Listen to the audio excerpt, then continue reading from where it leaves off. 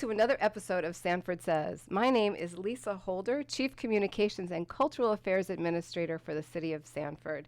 And today we have two great guests. Brigitte Stephenson. Brigitte is a museum curator for the City of Sanford, Sanford Museum Curator. Yes, I'm the curator. I've been about the curator for about 2 years at the Sanford Museum, which is run by the City of Sanford, so we have the city to thank for that. Many people don't know we're owned by the city. Yes, and so also we have with us today Dan Ping, and Dan Ping is the creator and host of a new podcast called Celery City Stories, and it's a podcast for curious people about the incredible history of Sanford, Florida that they didn't teach originally in school, and that's a quote from Dan. I'm not saying that, but there's a tie-in here, folks, because we have our incredible museum curator, Brigitte Stephenson, and all the fantastic, wonderful things that they're doing at the city's museum, and Dan Ping, who created this podcast about Sanford's history. So we're blending the two, and we're going to be talking about some really wonderful opportunities that both Brigitte and Dan are involved in. And so let's just kick it right off. Brigitte, what's... One of the things that I've seen Dan many times at my institution. He's one of our many favorite researchers that we have. And he represents we have a host of different type of researchers. So people tend to think when they go and do research at the Sanford Museum that it's only for academics, and that's not true. We have everyone from high schoolers who are writing a paper to people like Dan who are creatives who are coming up with excellent podcasts.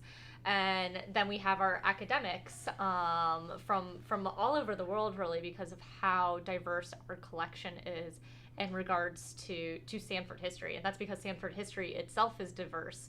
And Dan, you talk about kind of that diversity in your podcast. Your first one was about the naval, the Sanford Naval Air Station, correct? Correct, about Jack Bolt, who grew up here, apologies. who was a world famous fighter pilot in World War II in Korea. Yeah, and the Sanford Museum houses we have not only a file on him, but any of the squadrons that served at the Sanford Naval Air Station, we have an entire binder on. And that's been given from people who served. They wanted to make sure that their history was preserved in our institution. And so we're happy to share that with multiple different people from, again, anybody who wants to stop by. You can stop by and look at the binders.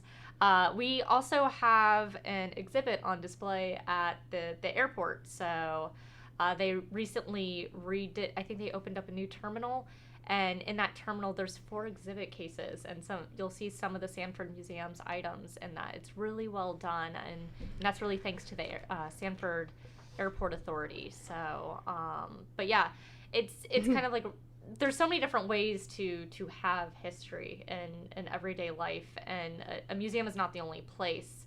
So with your kind of podcast, you're kind of bringing history in a different format. How would you kind of describe that? Well, obviously it's part of the kind of the oral tradition of telling stories, and I've always liked telling stories. I spent 20 plus years in the newspaper business, so I'm used to telling those sorts of stories. And what has always fascinated me is that Sanford seems to be connected to just about everything in the world. I know I'm very biased about that, but I'm always looking for a Sanford connection and usually find one in it. And so part of the idea of the podcast is to get those stories that are in the museum and that people have and spread them out and tell people in Sanford and beyond what a rich, diverse history we have in this city and in this county. What has been kind of your most, I don't want to say random connection, but the connection you didn't think that like Sanford had a tie to, that you've kind of either discussed on your podcast or even are about to make a podcast on? It's kind of hard to say. Well, I started doing kind of the Kevin Bacon 6 degrees of separation, game where, you try to connect Kevin Bacon because he's been in so many movies. So I was like, well, I wonder if I could do a 6 degrees of Sanford. And I've come up with several of them, one of them being Chris Rock. Chris Rock to Sanford. I can do it in 4 steps. So Chris Rock was in a movie called The Longest Yard, the remake of The Longest Yard. In that movie was a man named Stone Cold Steve Austin, a pro wrestler. Stone Cold Steve Austin is part of the WWE.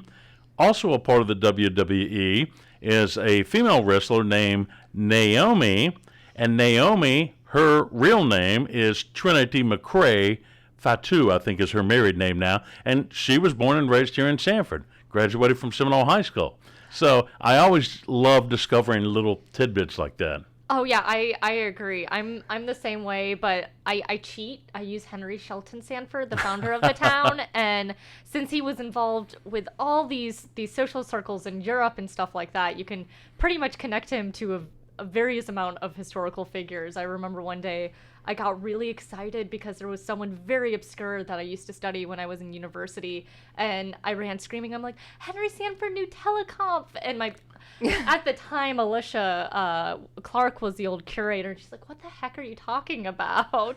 Yeah. So it's kind of wild that you can make those connections so fast. Because people tend to think of Sanford as like this small town, but we're really kind of a small town with a big city's history, I feel like. I think that's definitely right, because when you look at the census rolls, through the 50s and 60s, Sanford was not a very big town. Mm-hmm. You would expect those sorts of connections from Orlando or Miami, certainly New York, Boston, those sorts of cities. But you're talking, for most of its history, Sanford has had a population of less than 20,000. And it had to have these tremendous connections throughout the world is just amazing. And I think that's because it was made specifically to be a big town. Like Henry Sanford wanted this to be kind of the New York City of the South. He would be rolling in his grave that we're calling it a small town. So I think it was designed that, and some of the early people who came here in Sanford especially moved on and went to go into bigger cities and make those and establish those connections. So it's really fascinating to see that. Yeah. And we're celebrating that actually soon. Yeah, and so I mean, especially this was a port town, right? To the rest of, I think, to South Florida at some point, and this was the place to be back in those days. And that's where on this beautiful lake, Lake Monroe, we still hold some of that true, being on the St. Johns River, and that kind of a history behind it with Henry Sanford. He didn't come here by accident, I don't think, did he, Brigitte? No. There was plans for it where it was geographically located, right? Yes. In fact, we were branded originally as the Gateway City. And that was this idea because we were the end of the lines for what is navigable for the riverboats on the St. Johns River. And this was before Henry Flagler built his railroad all the way down to the Keys. So this was the one way to get to South Florida. Henry Sanford thought, if I make a city here, people can unload their stuff, buy their goods, either continue further down south in Homestead, or they'll be like, I want to be part of a community and stay in Sanford. And that was kind of the idea, and then make that as well with the citrus industry, which unfortunately, due to the Great Freeze, that kind of changed things. Happen. Which was around when, Brigitte? 1895 and 96 that winter. We had a great freeze that destroyed our citrus industry here. And, not learning our lesson to put everything in one luxury agricultural crop, we did the exact same thing with celery. And then we became the Celery City. Yeah, fast forward to 2022, the Celery City Stories. That's the podcast. Correct. So, but really some incredible rich history in Sanford, Florida. And so for those listening that may not be from around here, and so Brigitte, we have a website, sanfordfl.gov, which has information about the museum. You have your own Facebook page, just to touch base on that as well. But you were going to mention that we're doing something special. Yes. In regards to Henry Sanford. I also want to mention, to me talking about that history, I'm going to be eventually in one of the episodes in Celery Says, where I do talk about that early history of the town. So just another Right. Of listen course. to Dan. Oh, I intend to use you multiple times. Yeah. We'll Connection see. and partnerships, right, with the private sector. And that's what we do. We try to do that. And right now we're actually working with several different businesses and to celebrate the museum's 65th anniversary. So September the 10th, we invite all of you to come on out. We're doing a promenade in the park. We invite you to wear what your interpretation is of 19th century clothing. We know not all of you are going to have corsets and bustles and that sort of stuff. Just however you feel like it, and it's going to be a picnic. Food will not be provided, but we will be having picnic partners that you can order ahead and then pick up there. The items that you would like to snack on while we're there. We're going to try to have some music. We'll have some games such as croquet and badminton. And we're there and we're going to be giving tours at the museum like every 30 minutes, a guided tour, which we usually only do for big groups. So this is kind of an exciting to get a little bit more insight into the museum and the artifacts that we have. And we're doing that just to celebrate that we've been here for 65 years now. Yeah, and so real quickly, the museum is free to, Yes. there's some other things. It's located on First Street, correct? Yes, First Street. We're right by Fort Mellon Park, and we're kind of sandwiched in between Monroe Hall and Fort Mellon Park. Yes. So we're right there. We're free to the public. Our hours are going to be Tuesdays through Saturdays, 9 to 5. And again, you can be like Dan and come on in and ask, hey, you may want to start your own podcast or write your own paper. We'll be happy to help you with any of your research needs about Sanford specifically or Henry Shelton Sanford, because that's kind of our two mission statements. I think, Brigitte, one of the really interesting things that the museum offers is if you live in, whether it's in the historic district or just outside, kind of in the core of downtown where we have the older housing stock, if you want to find out the history of your home, go to the museum and check it out. Now, they might not have a lot of information about it, but you can certainly look through the old city directories and find out, okay, such and such lived at your house in the 1920s, and he was a dentist or a farmer or a shoemaker or... I like to call it genealogy of the home, that you get to see who have been the people previously, and it might explain some things within your house that tells an interesting story. So yeah, we have a file on at least all the houses in the historic district, but we have expanded a bit to do the Georgetown neighborhood as well, and Goldsboro. We have some on Goldsboro, not fully of Goldsboro, but if not, we can kind of help start a file. Actually, that's our number one request. So if any of you have old photographs, like you used to live in one of the buildings downtown and you have photographs, I would love those photographs at the museum. That is our number one research request. And our collection is only as good to the people who donate stuff to us.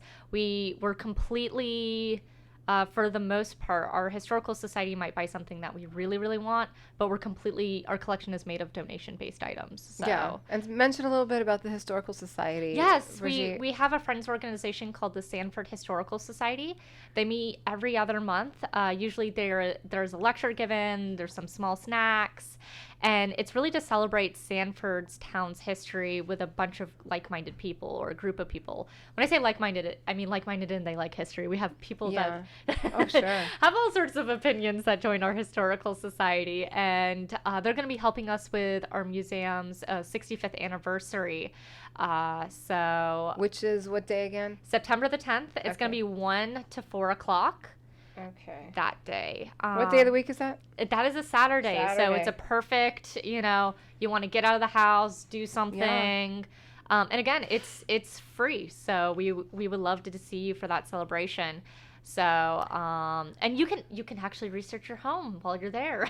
Yeah, that's wonderful. And you know what I think is also interesting about Sanford's housing stock is that it goes through decades. It's not just like the early 1900s. Then you have the mid-century modern homes and all of the history behind that with the naval base. And so it's very interesting that Sanford has something sort of like for everyone's taste, really.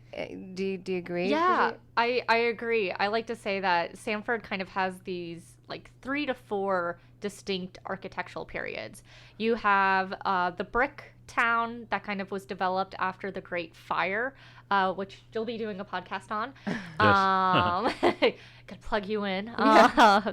And the Great Fire that happened in the 1880s, and then later on, the 1920s, we have Elton Moten's architecture. And if you have ever driven around and seen that Spanish or Mediterranean style, which has like, you know, that clay like that roofing that's like Terracotta. clay, yeah, the terracotta, that's really mainly a hallmark of his design. And then you have kind of another period of growth, like in the 70s. So we have some, and in the 50s, I'm sorry, with the Naval Air Station, you see all those cute little mid-century homes pop up. Yeah. So we have these distinct times of growth, I guess, and development. Yes. Pertaining to things that happen in history, Dan, I would assume. I mean, growth in housing has to do with historical events and just things, you know, the naval base, World War II, and all of that. And you can say right now we're having the same thing happen with all these new places. So who knows, maybe 50 years down the line, they'll be talking about like the 2022. 2022 growth. boom. Exactly. What is it about the 4x4s? Construction. Yeah, so purchase those homes now in the city of Sanford, because you know they'll be valuable one day in our history, right? Right, Dan? the roaring 2020s. Oh Yeah. my gosh. So this is all great information, and of course I would love for everybody to come out and celebrate the museum's 65 years in operation. That's really great. Dan, so I know that your podcast, you've got a lot of ideas and a lot of things for new episodes. I've listened to your show, and I really think it's interesting. I told you I felt like I was sitting in front of a 1940s radio, you know, like, and a fire was going when I was listening to yours about the gentleman, the air pilot. Jack Bolt. Jack Yes. Bolt, yeah. And so I recommend people listen to that, especially your voice and your, you know, tone of voice. It was very interesting. So I'm so glad you're here today, and you could share a little bit more about what's coming up on your podcast, Dan. Well, and once again, just to kind of reiterate the point, I mean, I think the museum is a good resource for that. I think most of the time people think of museums as these places to go that are kind of like libraries where you have to be quiet and you're looking at static displays, and there is that in the Sanford Museum, but it's also a really good research tool. You know, I was lucky when I moved to Sanford in 1999 to be the editor of the Sanford Herald, and I got in that role. I got to meet a lot of what I call the old timers, and they would tell me stories about different things, and I've been able to go to the museum and research that over the years, and that's really kind of what the podcast is a result of. I've heard all of these great stories, and some of them people are sort of familiar with. Certainly, I think folks that have lived here for a while may know the stories, or they might not know all of the details about why things happened a certain way. But that's really, I just really kind of want to carry on that oral tradition, and the museum is a great resource for that, because sometimes somebody will tell you a story and then you go check it out and it's mostly true or kind of true, and they're not trying to be, you know, untruthful in any way. They're just memories get lost a little bit. Yeah. So it's good to have those source materials and things like that that the museum has to kind of just get the real story. Yeah, and I mean, you keep saying that word resource, and I think that's really important for our listeners to understand too when it comes to history and the facts about Sanford. And that's one thing I kind of want to hammer home is that we're an accessible resource. We'll be happy to help you out, and our staff, you know, we're very. I'm very proud because each one of my staff members brings something unique to the table in regards to history to help researchers out to kind of solve and tackle a problem, because sometimes doing research feels very much like a puzzle. You might have one oral history saying one thing, the primary source saying another thing, and what is actually the real history, and that's what being a historian is. But we're happy to help you and kind of try to figure out what is the story that actually happened with the sources that we have. And one of the things is that we're constantly looking for new sources. We're very excited. We're working with UCF in October as well as the Georgetown Steering Committee, which is a group that was formed after Georgetown got on the National Register of Historic Places. And Julie Schofield has also been working with the Georgetown Steering Committee as well. And we're going to be having a history harvest on October the 15th at Hopper Academy. So if you are from Georgetown, we would love your stories. We realized kind of looking within our collection, we didn't have too much. And that's a kind of a huge gap that we felt was wrong. So if you're listening to this and you're part of the Georgetown community, we would love your stories on October the 15th. And again, that's going to be at Hopper Academy, which is 1101 South Pine Avenue. And you mentioned Julie Schofield, and that's some great information, Brigitte, which can be found, I'm sure, on our website or on social media, right? An event tab or it's not something? going to be ours because it is going to be part of the Georgetown Steering thing. So I will let you know when that is live. It may be on UCF. Riches is also helping us. Okay. So we're working with Dr. Connie Lester and her team to help collect those oral histories as well. All right. So this is, again, it's not only us as like a stagnant place. We're trying to be really active within our community. Yes. And you're going to be doing some things with Georgetown and one of your podcasts, right? Or figure. There is multiple stories to tell about the Georgetown community, as well as the Goldsboro and a lot of the communities. I think one thing that people don't realize, Dr. Stark, who was the first black doctor in town, who served the Sanford community for about 50 years. His home still exists there. And then you also have the first black student accepted to the University of Florida, grew up in Georgetown. The first black student to graduate from the University of Florida grew up in the Georgetown neighborhood. So, I mean, there is just a ton of history everywhere you look in Sanford. Now, I know people think about the commercial district downtown and the residential historic district, but there's history all over this town. Yeah, and so you mentioned, partnering and community partners with the University of Central Florida and the Riches program. I mean, that's huge. And working with a steering committee, a neighborhood committee with the city, all together bringing, people, educating people on history. And it's so important that we remember, we learn about, and all of that. So I think that's great. And I want to just mention Julie Schofield is the city's historic preservation planner, and that's she's in the planning department, but works a lot with all of our historic preservation initiatives, and very closely, I'm sure, with our museum, 100%. So, and then I see here, Brigitte, that there's something, a new exhibit or an exhibit. Yeah, we have an exhibit right now. Willie Pocket Brown. Yes. And this is kind of talking about how sometimes it's so important for a museum to step outside of the building. It's so easy to be like, I am an institution, I'm here, I'll wait for people to come to me.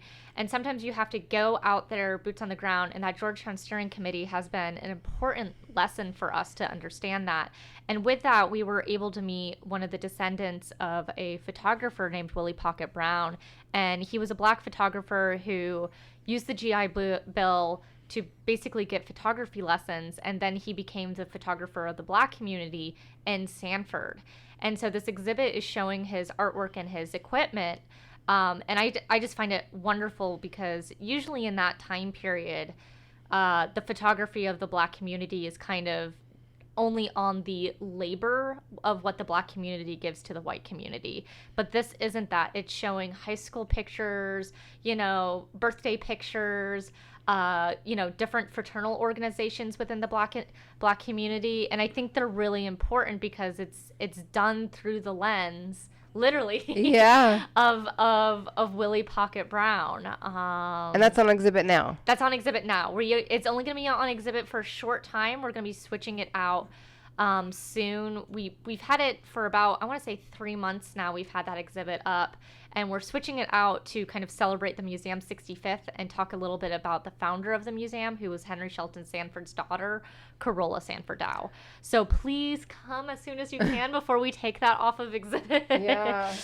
And speaking of which, Willie Pocket Brown is a relation to Boudini Brown, who famously coined the term "float like a butterfly, sting like a bee" to Muhammad Ali. So there's your Okay, fun. I'm sure Dan wants to Oh, say he did a lot more than that.